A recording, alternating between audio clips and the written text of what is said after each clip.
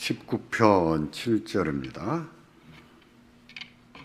다 같이 보겠습니다.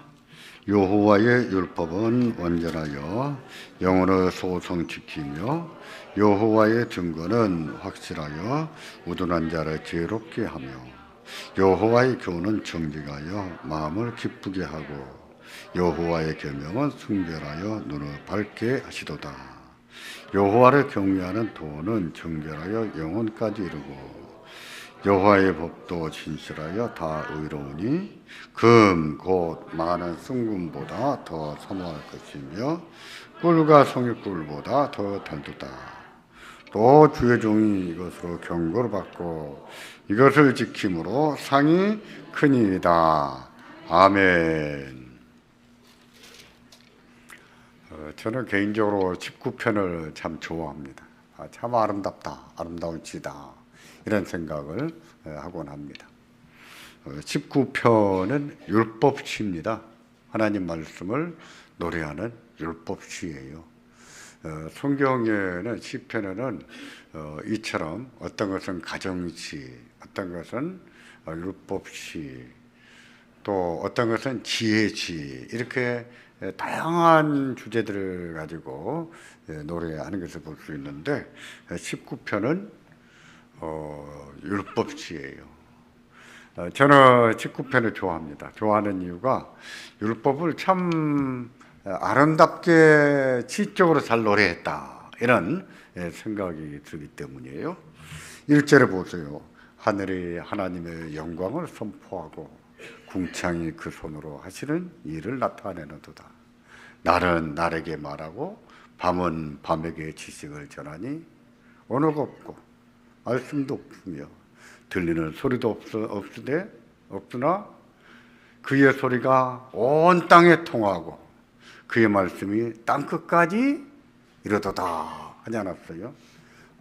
참 시적으로 노래를 잘했다, 이런 생각이 참 많이 듭니다. 그 다음에 나오는 부분도 마찬가지예요. 하나님이 해를 위하여 하늘에 장막을 치우셨도다. 해는 신랑이 그 신방에서 나오는 것과 같고 장사가 그의 길을 달리기를 기뻐하는 것 같다. 또 하늘 끝에서 나와서 하늘 저 끝까지 운행하며 그의 열기가 온 땅에 피할 자가 없도다. 우리가 춥다고 난방도 하고 옷도 따뜻하게 합니다만은 햇볕 같은 난방이 있을까요? 난방 중에는 단연코 햇볕이 최고입니다. 최고예요. 지금이야 뭐 난방도 해주고 옷도 다 구스로 입고 다 이렇습니다만은, 근데 저희가 어렸을 때는 그러지 않았어요. 내복 입고 검정 교복 한 벌 입으면 그게 학교 가는 옷이고, 좀 돈이 있으면 그 안에 스웨터 하나 껴 입으면 그게 다 했던 것 같아요. 잠바 입고 다니던 아이들이 어디 있었을까? 없었던 것 같아요. 교복 위에 뭐 대입거나 그러지 않았는데, 겨울에도 우리는 저 밑에 살다 보니까 교실에 난방을 안 해줬습니다. 추웠어요. 그러면 쉬는 시간에 다 나와가지고 양지 바른 곳에 가서 다 이렇게 쭈그리고 서 있었던 거, 그런 기억이 납니다. 그렇게 해서 몸을 이렇게 데우고 추위를 이겼던 그런 기억이 납니다. 햇볕의 온기를 피할 자가 누가 있겠어요? 햇볕에 온기만한 온기가 뭐가 있을까요? 그와 같은 것이 뭘까요? 말씀이라고 하는 거예요. 말씀은 우리의 마음을 따뜻하게 합니다. 삶을 따뜻하게, 싹이 나게 하고 잘 자라게 하고 꽃이 피게 하고 열매를 맺게 하는 거예요. 햇볕이 그러는 것처럼 하나님 말씀도 그런 겁니다. 본문을 7절부터 보았습니다만 그 하나님 말씀이 얼마나 좋은지 우리가 사모해야 된다 하면서 뭐만큼, 아니 뭐보다 더 좋아해야 되냐면은 금보다 더 좋아야 돼요. 요즘에 금값이 굉장히 비싸다 그래요. 그래서 이런 타이틀을 봤습니다. 금값이 금값했다. 말이 좀 이상해요. 금값이 금값했다. 금만큼 귀한 게 없다는 것이죠. 금만큼 값진 것이 없다. 그런 금보다도 우리가 더 좋아해야 될 것, 그것은 무엇일까요? 하나님만. 달기로 말할 것 같으면 꿀과 송이꿀보다 더 달도다. 꿀맛보다도 더 좋은 거다. 이렇게 말했어요. 요즘 아이들은 그냥 얼어 죽어도 아이스 아메리카노를 먹으니까 그냥 라떼를 별로 안 좋아해요. 커피도 라떼를 안 좋아하고, 어른들이 라떼 얘기해도 싫어하고, 그렇죠. 예. 근데 할 수 없습니다. 들을 땐 들어야 돼요. 오늘 또 라떼 얘기합니다. 제가 클 때는 구멍가게 가서 뭐 달달한 게 뭐가 있었을까? 제가 어제 한번 생각해 봤더니 좀 말을 바꿔서 좋게 쓰려고 눈알 사탕. 근데 눈알 사탕이라고 하는 것이 그런 단어가 없어요. 검색해 보니까 표준어가 눈깔 사탕이에요. 그래서 저는 눈깔 사탕을 사드리고 조금 그렇다 해서 눈알 사탕 이렇게 바꿔버렸더니 아니, 눈깔 사탕. 눈깔 사탕 이론의 두알. 아, 그거 먹으면 최고였거든요. 근데 그것은 잠깐이었어요. 잠깐이어서 오래오래 달콤하게 먹을 수 있는 것이 뭐가 있었냐면 저희 때는 두 가지가 있었습니다. 하나는 옥수수 깡, 수수대. 옥수수 수수대를 한 대여섯 개 묶어가지고 얼마 이렇게 팔았어요. 그러면 그 껍질 벗겨서 그 속에 하얀 것을 막 찝다가 단물 뽑아 먹고 뱉고 단물 뽑아 먹고 뱉고 이랬던 기억이 납니다. 재훈이는 뭐 이게 제일 뭔 소리인가 싶을 거예요. 그지? 그 다음에 저희는 또 뭐가 있었냐면 바닷가다 보니까요. 해초 가운데, 바다에서 나오는 해초지만 해초 가운데 달달한 해초가 있습니다. 꼭 이렇게 갈대같이 큰데 바닷물 속에 커요. 근데 그 뿌리채 뽑아가지고 이만큼 긴 것을 한 묶음에 이런 식으로 이렇게 팔았습니다. 근데 그 밑에 부분을 이렇게 씹어 먹으면 바다 속에서 뿌리 밖으로 사는 해초잖아요. 근데 달달했어요. 그거 먹었어요. 그 정도였습니다. 그 정도. 설탕이요?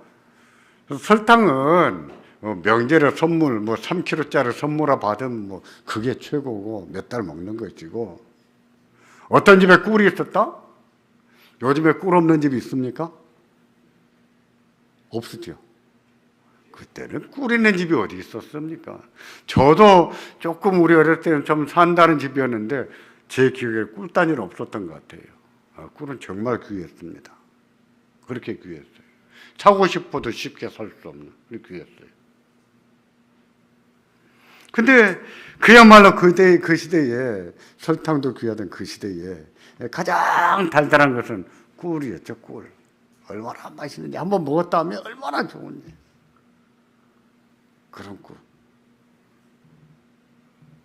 이 하나님 말씀 무엇과 같은가? 꿀맛과 같아. 하나님 말씀은 꿀맛이다. 하나님 말씀 맛있다. 여러분 그 느낌을 아십니까? 예, 하나님 말씀은 정말 맛있다. 그러세요? 그렇습니까? 어찌하면 하지 마시고요. 진짜로.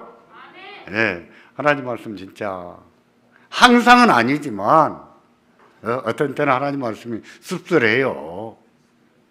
그죠? 쓴맛입니다. 근데 하나님 말씀은 단맛이에요. 일반적으로 단맛. 얼마나 맛있는지 모릅니다. 달콤해요. 그 맛을 알아야 된다는 거예요. 그 맛을. 말씀의 맛. 본문은요, 왜 이렇게 단맛이 좋은 거, 왜 그렇게 단맛이 나는가? 라고 했을 때 몇 가지를 얘기하는데, 7절을 보시겠습니까? 7절에 보면, 여호와의 율법은 완전하여 영혼을 어떻게 합니까? 소성시킨다. 소성이라고 하는 말은요, 죽어가는 것을 살려내는 것을 말합니다. 제가 23편 설명하면서 얘기했었죠. 양들이 풀을 뜯고 물을 마시고 들어놓는데 땅이 움푹 패인 곳에 눕다가 떼구르 굴러버린다 했죠. 이런 양에게 붙여진 이름이 있어요. 뭐라고 했을까요? 뒤집힌 양이라고 해요. 제가 만든 게 아니라 그런 목동 사회에서 목동들이 쓰는 용어입니다. 뒤집힌 양. 뒤집힌 양이 있는지 없는지 이렇게 목동에 살펴서 있으면 빨리 가서 다시 눕혀놓고 막 마사지를 한답니다. 이제 한참 마사지를 해주면 그때서야 숨을 쉬고 막 뛰어간다 그래요. 그렇게 해주는 것을 소성이라고 해요. 내 영혼을 소성시키시며 라고 했을 때 그 단어입니다. 또 하나님 말씀 무엇 같은가 했을 때 여호와의 증거는 확실하여 우둔한 자를 어떻게 한다고요? 지혜롭게 한다. 지혜롭게. 성경에서 지혜 그러면 떠오르는 게 무엇입니까? 잠언이고 욥기고 전도서고 그렇죠? 그런 성경은요 국가가 안정과 번영을 누릴 때에 필요하여서 그때 가르쳐진 성경이에요. 다시 말해서 나라가 위태롭고 나라가 전쟁으로 쫓겨다니고 전쟁에 져서 피난민으로 끌려다니고 그런 시절에 지어진 말씀들이 아니에요. 나라가 안정이 돼가지고 안정이 돼서 번영이 되고 자손의 미래가 걱정이 되고 만대를 바라보던 그런 시대에 앞으로 우리 자손들을 어떻게 키워야 되느냐, 우리 자손들이 어떻게 살아가야 되느냐, 이것을 가르치기 위해서 만들어진 것이 뭐예요? 지혜였어요. 잠언을 보세요. 잠언도 그런 거예요. 전도서도 마찬가지. 그러니까 조금 살다가 없어질 나라가 아니라 자손 만대를 바라보면서 자손들에게 가르치기 위해서 주신 말씀, 그게 지혜서라는 거예요. 근데 뭐가 이렇게 지혜롭게 하는가? 여호와의 증거가 지혜롭게 한다 그랬어요. 증거, 율법을 말합니다. 근데 성경의 지혜서도 결국은 근거하는 무엇일까요? 율법이에요. 그러니까 결국은 무엇입니까? 뭐가 지혜의 근본이라고 합니까? 여호와를 경외하는 것이 지혜의 근본이다. 지식의 근본. 잠언도 그렇게 말하고 또 전도서도 그렇게 가르쳐요. 그 다음에 8절에 보시면 여호와의 교훈은 정직하여 마음을 어떻게 한다고요? 기쁘게 한다. 마음을 기쁘게 한다. 또 여호와의 계명은 순결하여 무엇을 밝게 해요? 눈을 밝게 하는 것이 무엇일까요? 분별력이지요. 판단력이지요. 하지 말아야 될 것과 해야 될 것, 이런 경우는 어떻게 될 것인지 판단력이죠. 뭐가 그렇게 하나님 백성들에게 분별력을 키워줄 수 있는가? 여호와의 계명이, 하나님 말씀. 그래서 하나님 말씀이 잘 가르쳐져 있고 훈련되어 있고 새겨진 사람은 살면서도요, 해야 될 것과 하지 말아야 될 것이 명백해요. 분명합니다. 막 하지 말아야 될 것에 대한 유혹을 그렇게 많이 받지를 않아요. 그게 중요한 거예요. 그냥 시시콜콜한 것에 별것에 다 맨날 유혹받고 흔들리는 것이 아니라 그냥 웬만해서 유혹이 되지가 않는 거예요. 하나님 말씀이 굳게 새겨져 가지고 해야 될 것과 하지 말아야 될 것, 어떻게 행동해야 되는지 그런 것들이 명백하게 새겨져 있다 보니까 그렇게 유혹이 되지 않습니다. 잘못된 결정을 하지 않는 거예요. 그래서 하나님 말씀이 중요한 거죠. 그리고 9절에 여호와를 경외하는 도는 정결하여 영원까지 이루고 여호와의 법도 진실하여 다 의롭다 했습니다. 이런 것들 하나하나가 얼마나 귀한지 모릅니다. 하나님 백성이 살아가면서 얼마나 중요한지요. 그래서 우리가 얼마나 사모해야 되냐면은 뭐보다도 더 순금보다 금보다 더 줘야 된다.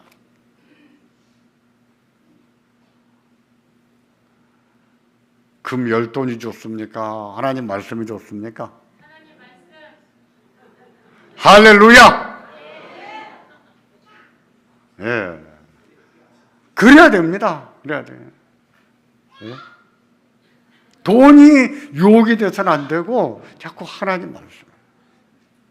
얼마나 달콤한지 얼마나 맛있는지 그 맛도 좀 느끼면서 얼마나 좋겠어요.